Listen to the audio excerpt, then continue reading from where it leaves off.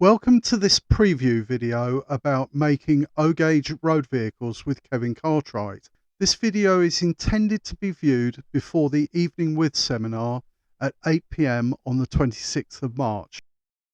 Kevin Cartwright is one of the Gauge O Guild regional managers, a constituency representative for the Southwest, which is Area 13, and manager for the Gauge O Guild merchandise sales.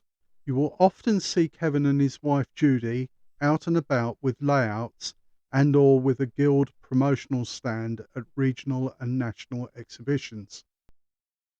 Kevin also often gets asked to demonstrate how to build O-gauge road vehicles and has a huge range to show people. Some kits are available in O-gauge, but Kevin can also advise you about adapting off-the-shelf models to meet your needs. When talking about road vehicles, a diorama on your layout can include many types of vehicles. Here we have a tractor driver chatting to the owner of one of the two cars. The next scene shows fire engines, a motorbike and a car. The various types of road vehicles may be conveyed in a train on vehicles such as this, which is a Mack L or low Mack. There are also examples of Hydra, wreck tank and crocodile wagons, and the Great Western Railway had a car transporter known as a Mogo. There is a horse-drawn carriage depicted later, and this is on an open carriage truck. There is also a closed version of this. Depending on the era that you are modelling, vehicles might be selected to create a diorama that complements what was happening on the railway at that particular time. During times of war, army vehicles and ambulance train scenes were very common. Here, the addition of the figures carrying the stretcher with the nurse alongside adds even more realism. Next is a small diorama on a new extension board for the layout Stodmarsh. A stricken Bedford was engaged in unloading munitions for live fire exercises in the area. The Scammell has been sent to recover the broken down Bedford. Kevin's day job used to be as a firefighter. Kevin also spends some of his time restoring old fire engines and doing charity work. And attending galas with his wife Judy was a regular occurrence. You may have noticed in the previous photographs that Kevin has a love of building model fire engines and also creating a range of dioramas which can stand alone, some of which can include other vehicles such as this aircraft. Here the vehicles create a line-side scene which complements the model railway. You can also have lots of fun being creative with your models. This is Kevin and Judy's layout Stodmarsh again, and it features a very well-known Home Guard unit. The characters from Dad's Army are easily recognised, and the adapted Jones the Butcher's van is modelled perfectly. The van, which was driven by actor Clive Dunn, made his first appearance in The Armoured Might of Lance Corporal Jones, which was the first episode of the third series in 1969. The van has even been brought to life as shown in this video clip. Enemy sighted overhead. 3 rounds rapid fire. Up 2, 3, bang 2, 3, bang 2, 3, bang 2, 3. So here are some examples of how vehicles began life. First, we will see examples of some vehicles produced from O-gauge kits. The bus shown in the previous image is the Wistow Model Engineering Bedford Duple 1946 OB coach, which is a nickel-silver kit. It is also possible to get a variety of horse-drawn vehicles. This particular carriage is from Parliamentary Trains and is made of laser-cut compressed wood. It can be used as a stationary horse-drawn vehicle, or as a wagon load as shown here. Road roller kits come from Andy Duncan, and Duncan models provide many other vehicles. This old-fashioned charabanc kit is from S&D Models in white metal. Kevin will show everyone the finished version on the night. This is a 1/43 scale Shand Mason Victorian horse-drawn steam-powered firewater pump. It had a vertical boiler which could deliver 250 gallons of water a minute. It carried 10 lengths of delivery hose and 3 lengths of suction hose.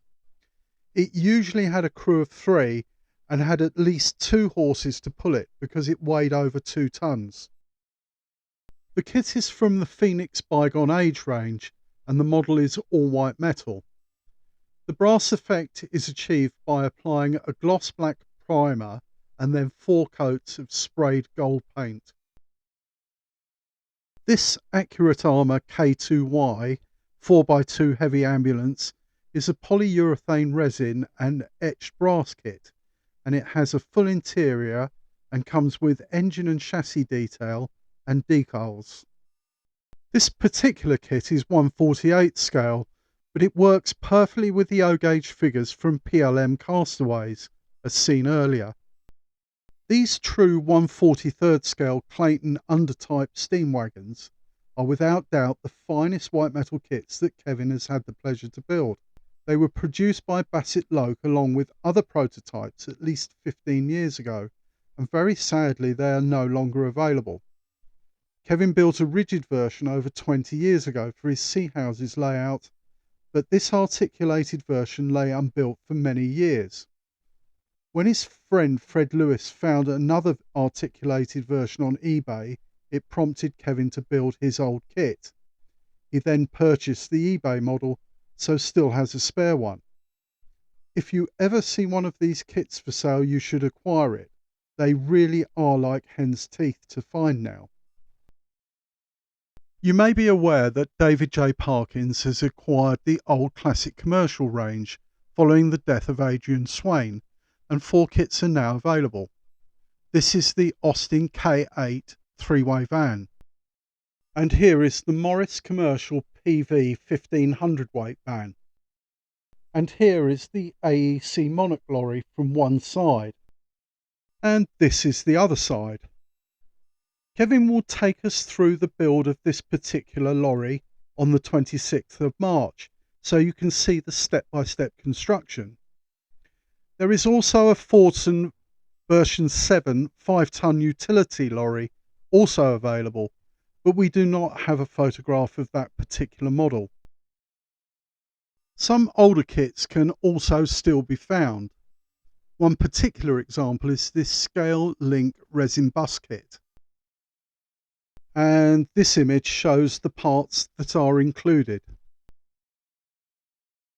So, as you can see from the examples shown, there are a variety of kits available to build.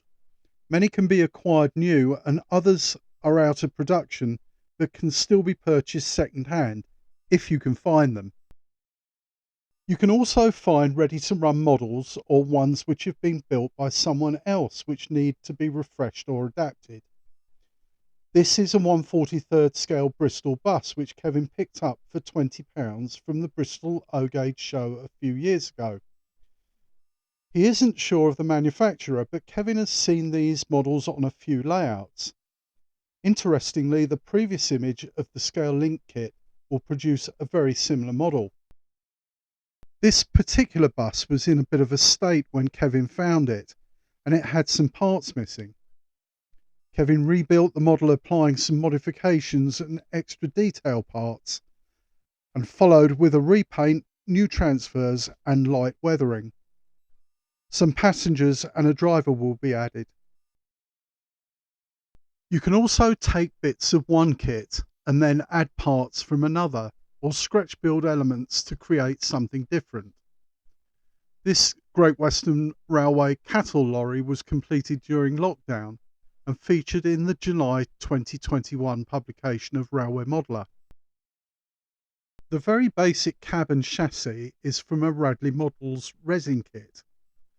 The livestock compartment was then made from plastic strip and card, with a cardboard roof.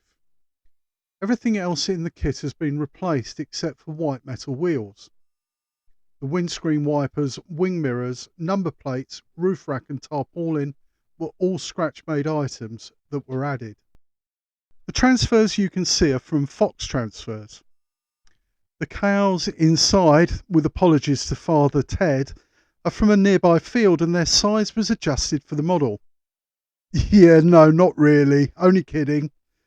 The reference material is from Great Western Railway Road Vehicles by P.J. Kelly. Next we have 2 Radley Models resin kits that have been personalised by Kevin. The load and the ropes have added realism. Surprisingly, this long wheelbase chassis and cab kit is the same kit that formed the basis of the cattle wagon we have just seen. It just shows you how you can start with the same chassis but end up with 2 entirely different vehicles. Kevin tends to build vehicles of the same type in small batches of 2 or 3, adapting them to create a different end product. This example started life as the Radley Model's short wheelbase chassis and cab. A bespoke body was added and wire was used to form the support for the tarpaulin. The level of detail that can be achieved to give your kits their own personal touch is very extensive. These were built for a good friend of Kevin's. He hoped he liked them. We certainly do.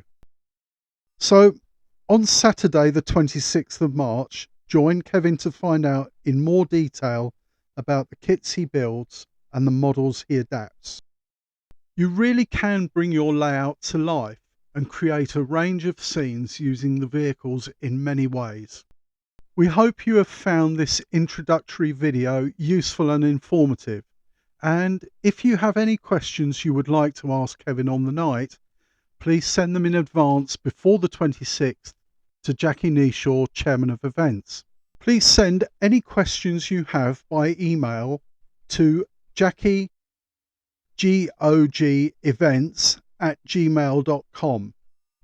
Jackie will then send them to Kevin and he can be sure to have examples of vehicles or props available to show you. Thank you for watching and see you on the 26th of March at 8 p.m. For those of you who will be joining from overseas, please note this is just before the clocks change in the UK, so it will still be GMT.